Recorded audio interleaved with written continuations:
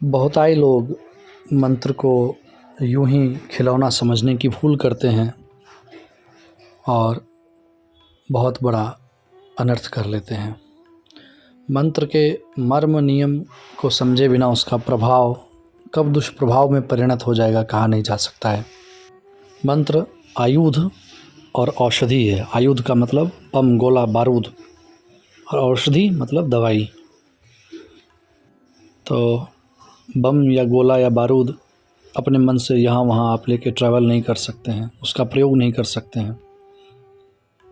औषधि का प्रयोग अपने मन से नहीं करना चाहिए, चिकित्सक के निरीक्षण में ही करना चाहिए। अपने मन मर्जी से कोई भी दवाई औषधि का प्रयोग करने से शरीर पर नुकसान प्रभाव दिखता है। हाँ, यदि आपको औषधि के बारे में, उसके कंपोजिशन के बारे में, उसके रिएक्शन के बारे में ज्ञात है अथवा आप चिकित्सक हैं तो आप उसका सेवन कर सकते हैं, आप उसके उत्तराधिकारी हैं। गुरु शिष्य संप्रदाय में आने वाले जातक कई बार यह भूल कर जाते हैं कि गुरु से जो शिक्षा प्राप्त मंत्र है उसका प्रयोग वो कभी भी कहीं भी कर सकते हैं। यहाँ पर यह कहावत चरितार्थ होती है, अध जल गगरी छलकत जाए, अर्थात उसे पूर्ण ज्ञान नहीं हुआ और वह प्रयोग करने लग गया, जिसके कारण वह नाना प्रकार के उपद्रव का सामना करता है। नित्य अभ्यास और उसके मर्म को समझना ही पड़ेगा, उसके नियम और निष्ठा की पालना करनी ही पड़ेगी, तत्पश्चात उसका उत्तम प्रभाव प्राप्त होगा। मंत्र देने वाले गुरु अपने अंतःकरण से, शुद्ध मन से मर्म और नियम को जानने के बाद ही उसे योग्य को सौंपते हैं। सौंपने के बाद गुरु की जिम्मेदारी पूर्ण हो जाती है ऐसा नहीं है, वह जिम्मेदारी रहती है ताकि उन्हें अपने शिष्य के द्वारा किए गए प्रयोग नियमानुसार हो रहा है या नहीं इसका भी ध्यान रखना होता है। कभी ऐसा नहीं होने के क्रम में गुरु उस मंत्र के तत्काल प्रभाव को कम बेस कर सकते हैं। मुष्कः मुष्कः पुनर्मशिको भव एक कथा के अनुसार हमें जानने को समझने को मिला कि एक चूहा बिल्ली से डरता हुआ गुरु के सानिध्य पहुंचता है और उनसे अपनी जान बचाने की गुहार करता है, तो गुरु उसे चूहा से बिल्ली बना देते हैं। इसी प्रकार एक बार बिल्ली से उसे कुत्ता बना देते हैं और एक बार कुत्ते से उसे शेर बना देते हैं। लेकिन उस चूहा जो कि अब शेर में परिणत हो गया है, उस शिष्य के मन में कपट की भावना जग जाती है और वह यह सोचते हुए कि अब ऐसा न हो कहीं कि मुझे अपने शिकार के लिए भटकना पड़े, क्योंकि गुरु तो बड़े दयालु हैं, वो किसी को भी कुछ भी बना सकते हैं, तो इससे अच्छा क्यों ना कि मैं गुरु को ही आज अपना आहार बना लूं, ताकि फिर कोई ऐसा ना कर सके कि चूहे से बिल्ली और क्रमशः शेर बना दे। यह सोच करके वह गुरु को झपट्टा मारने खाने के लिए दौड़ता है, लेकिन गुरु तो मन की बात जानते हैं, मर्म को समझते हैं, नियम को जानते हैं। उन्होंने तत्क्षण प्रभाव से उस शेर को तुरंत प्रभाव से चूहा बना दिया।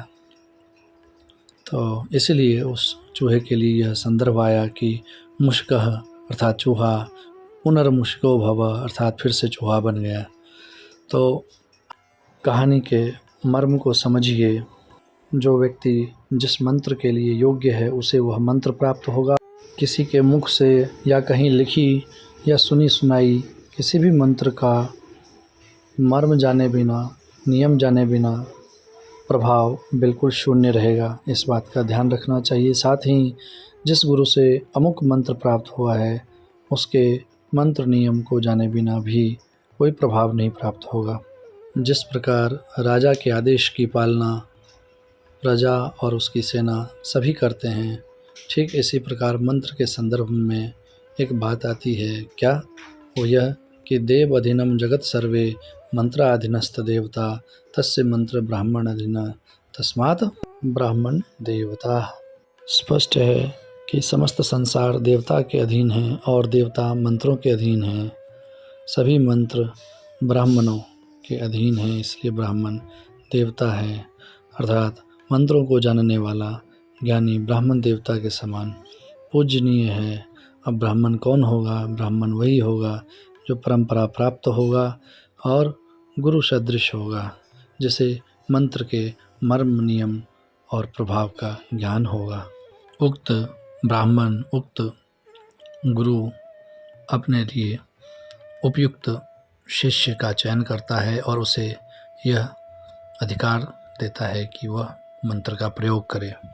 लेकिन मंत्र का प्रयोग उसके मर्म, नियम दोनों को समझने के बाद ही करना चाहिए और हमेशा ध्यान रखना चाहिए कि जिस चीज़ के लिए वो उत्तराधिकारी हुआ है उसे उसका उत्तरदायित्व का ज्ञान और बोध भी अवश्य होना चाहिए।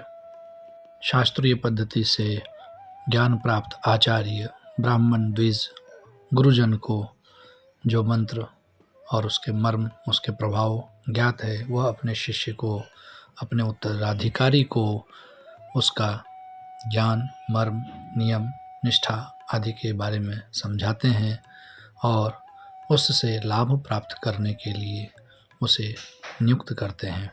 आज के दौर में जो देखने को मिलता है कि कोई भी किसी भी मंत्र का कहीं भी धड़ल्ले से प्रयोग करने लगता है, तो स्पष्ट कर दूं, मंत्र हमेशा गोपनीय होता है। उसे सार्वजनिक करके यत्र तत्र प्रयोग करने से कुछ भी प्राप्त नहीं होगा, बल्कि उलट प्रभाव भी पड़ सकता है।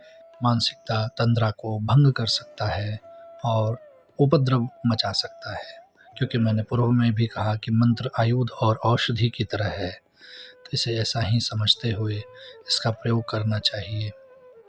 ईश्वर की कृपा से आप सबको उत्तम गुरु सानिध्य एवं उत्तम मंत्र साधना का ज्ञान प्राप्त हो, ऐसी कामना, आशीर्वाद। महादेव शंभो। हरि ओम तत्सत। महादेव।